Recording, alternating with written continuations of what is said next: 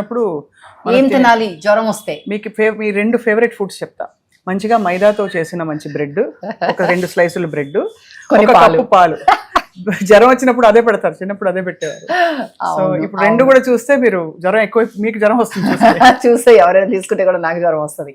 Actually star తెలుసు కదా నేను ఏం చేస్తాను. కంకణం పరమౌషధం. కరెక్ట్గా చెప్పారు. నిజంగా మీకు పిల్లలకి ఫుడ్ పెట్టకపోతే చాలా బాధ వేస్తుంది. జ్వరం వచ్చినప్పుడు తెలుసా నాకు వాంతులు వస్తాయి, పిల్లలకి విరోచనాలు వస్తాయి. అమ్మో వాంతులు అయిపోయినాయి, విరోచనాలు అయిపోయినాయి, మనం ఫుడ్ పెట్టకపోతే నీరసం వచ్చేస్తుంది అని చెప్పేసి మరి కాస్త పెడతాం, మరి కాస్త వాంతు చేసుకుంటారు. నాకు ఒకసారి మా అబ్బాయి చిన్నప్పుడు డాక్టర్ చెప్పాడు, వాడికి ఏదో పెట్టాను, ఏదో పెద్ద స్టీమ్డ్ వెజిటబుల్ మంచిది కదా అని కొంచెం ఎక్కువ తోసినట్టున్నాను. వాడికి వాంతులు రావటం మొదలుపెట్టినాయి. పాలిచ్చే రోజుల్లో కూడా రాత్రి అయిపోయింది. మనం ఎక్కడైనా ఉన్నప్పుడు ఒక డాక్టర్ ఉంటారు కదా, పీడియాట్రిషియన్, ఫోన్ చేశాను. రాత్రి అయిపోయింది కానీ నాకు తప్పలేదు, వాంతులు ఆగట్లేదు, వాడికి ఏం చేయాలి? 6 గంటల సేపు ఏమి ఇవ్వద్దు చెప్పాడు. వాటర్ ఇవ్వద్దు, పాలు ఇవ్వద్దు, ఏమి ఇవ్వద్దు అన్నాడు. నర్సింగ్ అప్పుడు ఎట్లా ఉంటుంది, ప్రతి గంట తాగుతారు పిల్లలు, అలాంటిది 6 గంటల సేపు వద్దంటున్నావు ఎలాగా అనుకున్నా.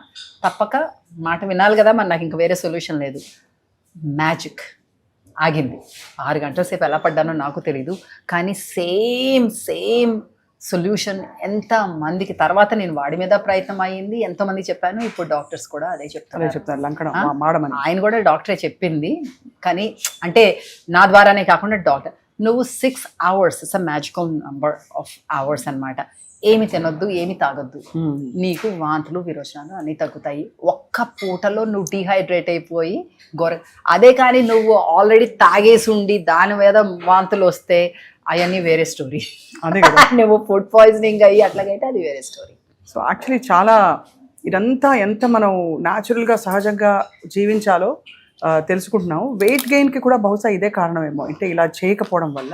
బికాస్ అందరూ ఇవాళ ఎవ్రీబడి, నాకు ఇందాక మీ స్టాఫ్లో ఒక అమ్మాయి కలిసింది, తనతో ఏదో మాట్లాడుతుంటే తనంతా అనమాట, వచ్చిన కొత్తలో తనకి 15 కిలోలు ఎక్కువ వెయిట్ ఉంది. తన అంటే 3 నెలలలో 15 కిలోలు తగ్గిపోయిందిట. పైకి కిందకి మెట్లెక్కి ఆయాసం వచ్చేట తనకు. అప్పుడు మిమ్మల్ని చూసి అనుకుందిట, ఓహో ఎలాగా అని. And I also know for a fact that చాలామంది ఫిల్మ్ స్టార్స్ మిమ్మల్ని అడ్మైర్ చేస్తారు ఫర్ యువర్, మీరు ఎలాగా సన్నగా ఉన్నారు. మీ వయసు చెప్పారంటే అందరు మోసపోతారు, కాబట్టి చెప్పట్లేదు. చెప్పాలి, 10 ఏళ్ళు ఎక్కువేసి చెప్పాలి, ఇన్స్పైర్ అవుతారు. ఎక్కువేసి చెప్పకపోయినా నిజం వేసి చెప్పుకోవాలి. నేను సన్నగా ఏం లేదు స్వప్న, నేను కరెక్ట్గా ఉన్నారు. మీరు కరెక్ట్గా ఉన్నారంటే అందరూ ఏమనుకోవాలో నేను ఆలోచిస్తున్నాం. బట్ యాక్చువల్లీ అంటే the reason I brought this up is weight loss, weight gain చాలా పెద్ద ఇష్యూస్ అయిపోయాయి ఈ మధ్య. ఎందుకంటే దానివల్లే కొంచెం రకరకాల కొత్త రొటీన్స్లోకి వెళ్ళిపోతున్నారు. అవును. బట్ మీరు ఎప్పుడు చెప్పేది శుభ్రంగా హోల్ ఫుడ్స్ తిని, కావాల్సినంత తిని, సరిగ్గా తింటే ఆ వెయిట్ కూడా ఆటోమేటిక్గా తగ్గిపోతుంది, ఇన్ఫ్లమేషన్ తగ్గిపోతుంది బాడీలోని. కరెక్ట్. ఏంటో తెలుసా ఇప్పుడు వచ్చిన ప్రాబ్లం? Quick solutions. తగ్గిపోవాలి, వెయిట్ తగ్గిపోవాలి, నాకు 2 నెలలే ఉంది టైం. ఈ నెలలో నేను 4 కేజీలు తగ్గిపోవాలి, ఇంకో నెలలో ఇంకో 4 కేజీలు తగ్గిపోవాలి, నేను అలాగైపోవాలి. క్విక్ సొల్యూషన్స్ పనికిరావు. అందుకే రాంగ్ డైట్స్ మీద వెళ్తారు. అది ఈ కీటో డైట్ అని, ఇంకో డైట్ అని రకరకాల వాటి మీదకి వెళ్ళిపోతారు. ఫర్ షార్ట్ టైం ఏదో కొంచెం నీకు హెల్ప్ అవడానికి ఏదో వారం 2 రోజులు క్లెన్స్ చేసుకోవడం, డీటాక్స్ చేసుకోవడం అంటే ఓకే. క్విక్ సొల్యూషన్ కావాలి అందరికీ. నెల రోజుల్లో తగ్గిపోవాలి, 2 నెలల్లో తగ్గిపోవాలి. నేను రోజుకి ఒక పూటే తింటాను భోజనం, ఓకే. నీకు క్యాలరీస్ లెస్ అయితే న్యాచురల్లీ కొంచెం తగ్గుతావు, కానీ ఎన్ని రోజులు అవుతావు అట్లాగా? నీకు న్యూట్రియంట్స్ అన్నీ వస్తాయా దాంతో? నీకు తెలుసా ఎలాగ తినాలి? 1 meal a day తప్పంటల్లా, కానీ నీకు తెలుసా ఎలాగ తినాలి? అదే నీ లైఫ్ స్టైల్కి అనుకూలంగా ఉంటుందా? రెండోది, నీకు ఆ వెయిట్ లాస్ అన్నది సస్టైనబుల్గా ఉండాలి. అంటే 2 నెలలు మళ్ళీ తింటే వచ్చేస్తుంది, మళ్ళీ తినకుండా ఉంటామా మరి? What is the reason for losing weight? You want to be healthy and happy. If you not happy because somebody is eating and you're not eating and వాళ్ళకి ఎంత ఎనర్జీ ఉంది, నాకు ఎనర్జీ లేదు, what kind of life is that? నువ్వు సన్నగా ఉంటే మాత్రం ఇంకెందుకు? సో మనం ఏం చేయాలంటే ఇంత టైం అని తీసుకోవాలి. ఒక 6 నెలలు ఇచ్చుకో, సంవత్సరం ఇచ్చుకుంటే ఇంకా మంచిది. అది నీ లైఫ్లోకి నీ బెనిఫిట్స్ నీకే ఉండిపోతాయి, పోతుంది అని కూడా భయం ఉండదు, ఫియర్ ఉండదు. లేకపోతే నాకు వెయిట్ వచ్చేస్తుందేమో మళ్ళీ అని ఫియర్ అక్కడ ఉంది, నాకు తినాలనేది తినకూడదు. సో అంత పెద్ద ఎఫర్ట్ పెట్టకుండా ఉండాలి అంటే కొన్ని చిట్కాలు. రైట్. కొన్ని చిట్కాలు. ఒకటి ఇనఫ్ టైం ఇవ్వండి. నెక్స్ట్ బర్త్డేకి అనుకోండి, ఈ బర్త్డేకి చెప్పుకోండి, నెక్స్ట్ బర్త్డేకి అనుకోండి. అప్పుడు తినేటప్పుడు మీరు ఏం తింటున్నాను అని క్వశ్చన్ చేయండి. అది సంపూర్ణ ఆహారం కాకపోతే నా బాడీ ఒక టెంపుల్, నేనే అది దేవుడు, ఆ దేవుడు ఈ టెంపుల్లో ఉండటానికి కరెక్ట్ కాదు, అందుకని నేను సంపూర్ణ ఆహారం తిన్నాను. సంపూర్ణ ఆహారం అంటే నేచర్ నుంచి వచ్చింది, రైట్. ఎక్కువ దాన్ని తీసేసి యాడ్ చేసి కెమికల్స్ యాడ్ చేసి అట్లా కాకుండా ప్రాసెస్ చేయకుండా లిమిటెడ్ మినిమల్ ప్రాసెసింగ్ అంటే స్ప్రౌటింగ్, సోకింగ్, గ్రైండింగ్ అలాంటివి అలాంటివి తింటూ ఎంత కావాలి అంటే అంత తింటూ కడుపు నిండా తింటూ.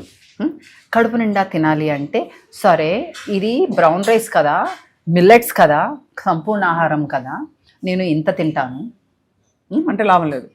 తర్వాత ఇంత పప్పు వేసుకుంటాను అందులో అంటే మీకు అది సరిపోదు. సో సంపూర్ణ ఆహారంలో ఈ స్టెప్స్ అన్నమాట. ఎక్కువ భాగం కూరగాయలు, నెక్స్ట్ భాగం మనం అనుకున్నాం కదా రాజ్మాలు, చెన్నాలు, కందిపప్పు, పెసరపప్పు, మినప్పప్పు అట్లాంటివి, తర్వాత పళ్ళు, తర్వాత ధాన్యాలు, తర్వాత పిడికెడు గింజలు. అంటే ఏంటి, మన సన్ఫ్లవర్ సీడ్స్, పంకిన్ సీడ్స్ ఇట్లాంటివన్నీ రోజుకి వెళ్ళేలాగా చూసుకొని అలాగా తినాలి. అది క్రియేటివ్గా టేస్టీగా తినాలంటే మా లాంటి వాళ్ళ దగ్గర వచ్చి నేర్చుకోండి. మన దగ్గర యూట్యూబ్ ఛానల్లో ప్రతి వారం ఒక్కొక్క రెసిపీ పెడతాం, ఎంతో మంది బెనిఫిట్ అవుతున్నామని మాకు ఓకే వస్తూ ఉంటాయి. అది రెండోది, ఇలాంటి చోట వచ్చి టేస్ట్ చేయండి, నేర్చుకోండి. మనకి రోజుకి 1 గంట మన ఫుడ్ కోసము మనం షాపింగ్ చేసుకోవటము, అది నానపెట్టుకోవటము, మొలకలు పిలిపించుకోవటము, గ్రైండింగ్ చేసుకుని పులవ పెట్టడము, తర్వాత వంట చేసుకోవటము, రోజుకి 1 గంట అది కంపల్సరీ మనము మన మీద కేటాయించుకోవాలి. అది మగ ఆడ అందరికీ, మన పిల్లలకు కూడా నేర్పాలి. కరెక్ట్. ఓకే, పిల్లలకు నేర్పాలంటే గుర్తొచ్చింది, మనం తిన్నదే కాదు, మనం ఇందాక చెప్పినట్లు ఇంకోటి ఉంది, ఎలిమినేషన్ అన్నది. ఇప్పుడు మనము తిన్నదే కాకుండా తిన్నది మనకు ఒంటిలో అన్నీ అయిపోయిన తర్వాత ఎలిమినేట్ అవ్వాలి కదా. సో టాయిలెట్ గురించి, మనం ఎలిమినేషన్ గురించి, బాత్రూమ్ పొద్దున్న బౌల్ మూమెంట్ గురించి మాట్లాడటం అనేది ఒక ట్యాబు. కానీ అది కానే కాదు, మన పిల్లలతో కూడా మాట్లాడాలి. వాళ్ళకు కూడా చిన్నప్పటి నుంచే దాని స్టూల్ కన్సిస్టెన్సీ గురించి అయితే అది వాళ్ళు తిన్న దానికి కనెక్ట్ పెట్టి మనం చెప్పాలి. అలాగే మనం కూడా గమనించుకోవాలి. అదే ప్రతిసారి ప్రతిరోజు వెళ్ళిపోవాలి. అప్పుడే you are naturally detoxifying everyday. That's a beautiful point. అది సో అది చేసుకోవాలి. దెన్ మూడోది, ప్రతి భోజనంలోనూ కూడా ఇన్నేసి కూరగాయలు తినేసేయండి. ఒకప్పుడు కూరగాయలు పచ్చి అవ్వండి, ఆవిరికి పెట్టినవి అవ్వండి, తినాల్సిందే. ఏంటి మీరు కూర పప్పుచారులో ఇన్ని కూరలు ఉన్నాయి అంటే అది వేరు ఇది వేరు, ఇది కూడా తినాలి. తర్వాత భోజనం చేసిన తర్వాత కొంచెం నడవాలి. నీళ్ళు తాగచ్చా? కొంచెం ఎక్కువ తాగకూడదు తినేటప్పుడు. నేను పెట్టేసా.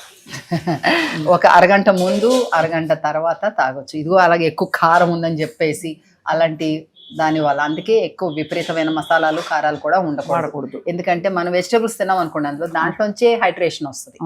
తెలుసా, మీరు ఇలా మంచినీళ్ళు తాగిన వల్ల కొందరు అంటారు చాలా మంచినీళ్ళు తాగుతాను అయినా సరే నా స్కిన్ డ్రై ఇట్లాగా అనేసి.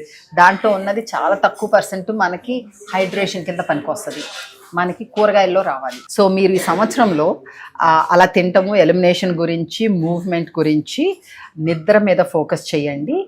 రోజుకి అట్లీస్ట్ 10,000 స్టెప్స్ ఉండాలి. అంటే 5 కిలోమీటర్లు నడిచినంత పని పెట్టుకోవాలి. ఒక 30 ఏళ్ళు దాటినాయి, 40 ఏళ్ళు దాటినాయి అంటే కొంచెం బరువు పనులు కూడా చేస్తే పని మంచిది. మీరు పొలంలోకి వెళ్ళి చేసుకుంటారో, జిమ్లోకి వెళ్ళి చేసుకుంటారో, మీ బాడీనే యూజ్ చేసుకుంటారో, మొత్తం మీద వెయిట్ లిఫ్టింగ్ అట్లాంటివి కూడా చేసుకోవాలి. సో ఈ 5 స్ట్రెస్ని మేనేజ్ చేసుకుంటూ, స్ట్రెస్ని ఎట్లా మేనేజ్ చేసుకుంటాము?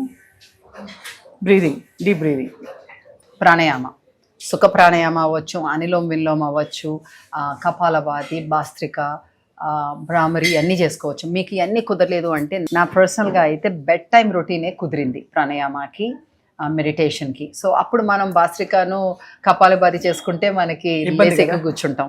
అందుకని ఊరికే సుఖ ప్రాణాయామ చేసుకుని ఒక 1/2 గంట అలా చేసుకుని పడుకుంటే మంచిగా నిద్ర వస్తుంది. సో ఫోకస్ ఆన్ నిద్ర, stress management, movement, what you're eating, what you're eliminating, and what you're including in your relationships, and what you're saying that I